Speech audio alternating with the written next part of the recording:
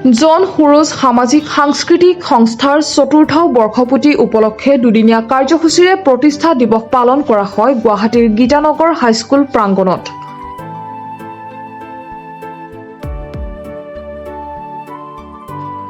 শনিবাৰে বিয়া নামৰ কৰ্মশালা অনুষ্ঠিত কৰা হয়। অনুষ্ঠানত বন্তি প্ৰজ্বলন কৰে ইলা কলিতাই।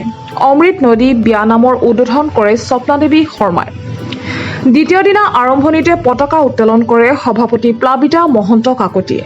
গছপুলি ৰোপণ কৰে সাংস্কৃতিক সভাপতি দিলীপ চন্দ্ৰ কলিতাই। সহযোগ কৰে সতীৰ্থ বৃন্দই।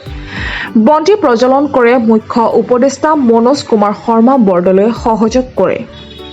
আইনী উপদেষ্টা অঞ্জনা দত্তই সভা সঞ্চালন কৰে ৰাজীৱ তালুকদাৰ সাংগঠনিক সভাপতি।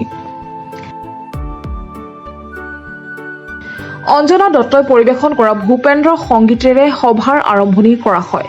সভাৰ উদ্দেশ্য ব্যাখ্যা কৰে আৰু আঁত ধৰে সম্পাদক জনালী শৰ্মাই। অতিথিক সম্বৰ্ধনাত সহযোগ কৰে গিৰিমণি গগৈ, কাবেৰী বি বৰঠাকুৰ, নীলম ডেকা, প্ৰণীতা দাস আৰু ডক্টৰ শেৱালী দাস কলিতাই। কাব্যিক সভা স্বৰচিত কবিতা পাঠ সঞ্চালন কৰে সাহিত্য সভাপতি শোভন মেধিয়ে। মুকলি সভা উদ্বোধন কৰে কাৰ্যকৰী সভাপতি দিগন্ত ভাগৱতীয়ে।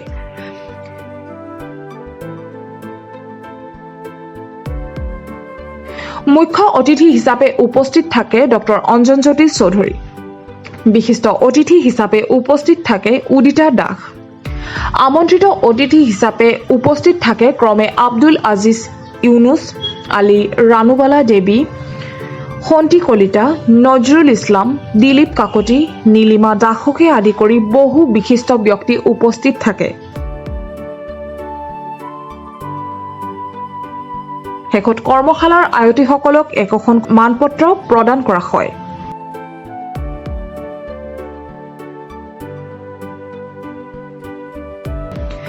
নিউজ ডেস্ক ৰিপৰ্ট, প্ৰাটোটাইম ডিজিটেল।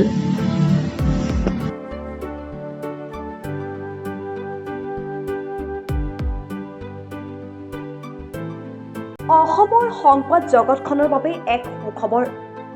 নৰূপ নসাজেৰে প্ৰায় ৩০ বছৰীয়া অভিজ্ঞতাপুষ্ট সাপ্তাহিক কৱচ পুনৰ এবাৰ ৰাজ্যৰ মাজলৈ। স্বত্বাধিকাৰী প্ৰণীতা কলিতাৰ দ্বাৰা প্ৰকাশিত আৰু অমৰজ্যোতি প্ৰিণ্টাৰ্ছ, গুৱাহাটী কমাৰ্চ কলেজৰ বিপৰীত ফালে মুদ্ৰিত। আমাৰ ঠিকনা মুখ্য কাৰ্যালয় অসম ফৰেষ্ট স্কুল, হৰি মন্দিৰ পথ, গুৱাহাটী আৰু অস্থায়ী কাৰ্যালয় কলিতা মাৰ্কেট, বিজয়নগৰ, কামৰূপ, অসম।